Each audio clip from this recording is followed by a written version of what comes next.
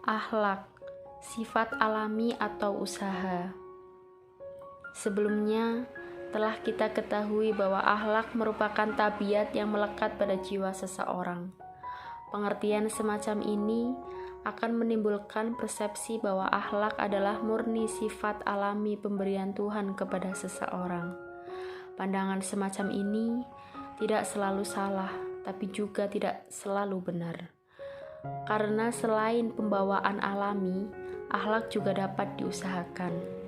Maksudnya, ada kalanya seseorang dianugerahi pekerti yang baik sebagai pembawa fitrah sejak lahir.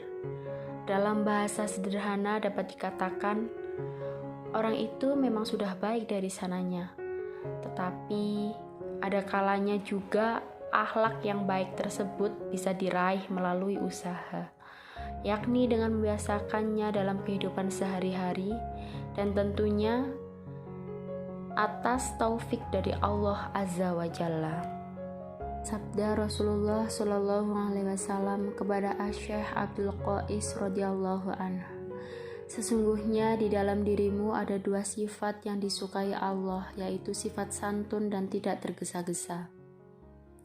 Abdul Qais bertanya, wahai Rasulullah, apakah kedua akhlak tersebut merupakan hasil usahaku ataukah Allah yang telah menetapkan keduanya kepadaku? Rasulullah Shallallahu Alaihi Wasallam menjawab, Allah lah yang telah mengaruniakan keduanya padamu. Kemudian Abdul Qais berkata, segala puji bagi Allah yang telah memberikanku dua akhlak yang dicintai olehnya dan Rasulnya. Hadis di atas mengisyaratkan kepada kita bahwa akhlak terpuji itu dapat dibagi menjadi dua kategori, yaitu yang pertama, akhlak yang secara alami melekat pada diri seseorang sebagai karunia Allah Subhanahu wa Ta'ala kepada hamba yang dikehendakinya. Yang kedua, akhlak yang diraih seseorang dengan mengupayakannya.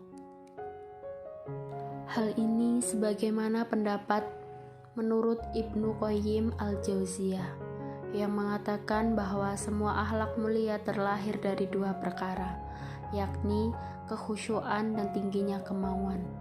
Dalam kitab Al-Fawaid, Ibnu Qayyim menuturkan, adapun akhlak-akhlak yang mulia seperti sabar, adil, berani, budi pekerti yang luhur, menjaga kesucian dari perkara haram, dan memelihara diri darinya.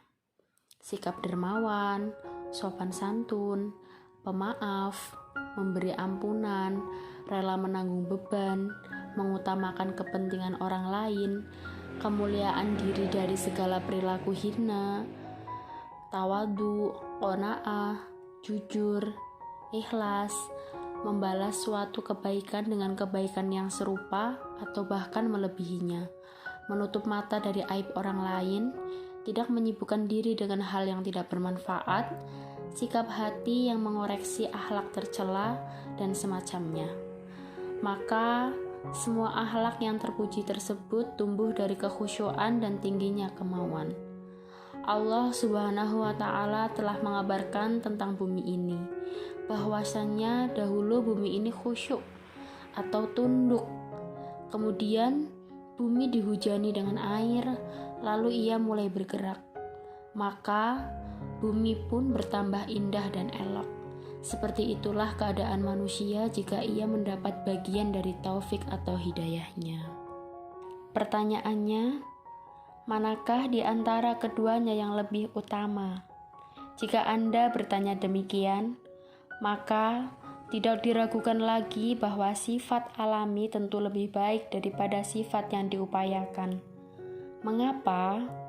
Karena sesuatu yang bersifat alami tidak membutuhkan sikap berlebih-lebihan dalam pembiasaan. Juga tidak akan menjumpai kesulitan untuk menghadirkannya. Sebagai karunia Rabbul Jalali wal Ikram yang dianugerahkan kepada hamba-hamba yang dikehendakinya, semoga kita termasuk ke dalam golongan mereka.